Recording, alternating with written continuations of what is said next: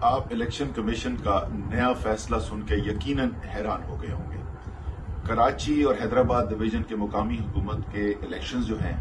ان کو الیکشن سے صرف 3 دن پہلے ملتوی کر دیا گیا ہے، اور وجہ کیا بتائی گئی ہے؟ وجہ یہ بتائی گئی ہے کہ بارش ہوگی۔ مجھے یقین ہے کہ آپ کو یقیناً اس پہ اعتبار نہیں آ رہا ہوگا کہ کیا اتنا مذاقہ خیز کوئی فیصلہ ہو سکتا ہے، لیکن یہ ایک اور مثال ہے کہ کس طریقے سے الیکشن کمیشن جو ہے وہ مکمل طور پر جانبدار ہو چکا ہے، اور کوئی پاکستانی اب یقین نہیں کر سکتا کہ اس الیکشن کمیشن کے ہوتے ہوئے غیر جانبدارانہ طریقے سے صاف شفاف الیکشن کرایا جا سکتا ہے۔ اور یہ پی ڈی ایم کی جماعتیں جو بھاگے بھاگے وہاں پر گئے تھے کہ ہمیں بچاؤ، کیونکہ انہوں نے دیکھ لیا تھا کہ کس طریقے سے 17 جولائی کو پنجاب کے اندر پلہ چلا ہے، اس خوف سے یہ گئے ہیں اور بھاگے ہوئے، اور انہوں نے کہا ہے ہمیں بچاؤ، لیکن یہ اس سے بچ نہیں سکتے کیونکہ قوم فیصلہ کر بیٹھی ہے۔ قوم نے اپنی حقیقی آزادی لے کر رہنی ہے۔ یہ جولائی میں الیکشن کرائیں یا اگست میں کرائیں یا ستمبر میں کرائیں، جب بھی الیکشن ہوگا انشاءاللہ تعالی ویسے ہی پلہ چلے گا جیسے 17 جولائی کو چلا تھا، اور انشاءاللہ تعالی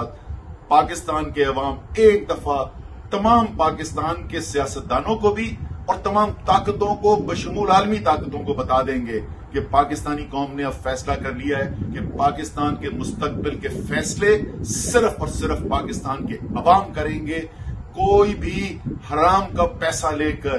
ضمیروں کی منڈی لگا کر جس طرح اس وقت پنجاب میں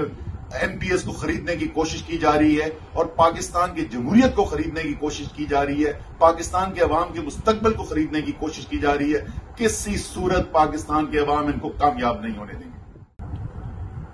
آپ الیکشن کمیشن کا نیا فیصلہ سن کے یقیناً حیران ہو گئے ہوں گے۔ کراچی اور حیدرآباد ڈویژن کے مقامی حکومت کے الیکشنز جو ہیں ان کو الیکشن سے صرف 3 دن پہلے ملتوی کر دیا گیا ہے، اور وجہ کیا بتائی گئی ہے؟ وجہ یہ بتائی گئی ہے کہ بارش ہوگی۔ مجھے یقین ہے کہ آپ کو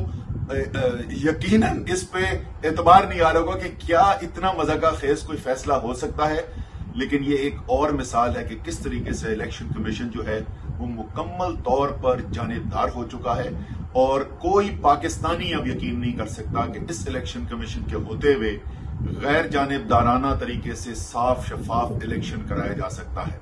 اور یہ پی ڈی ایم کی جماعتیں جو بھاگے بھاگے وہاں پر گئے تھے کہ ہمیں بچاؤ،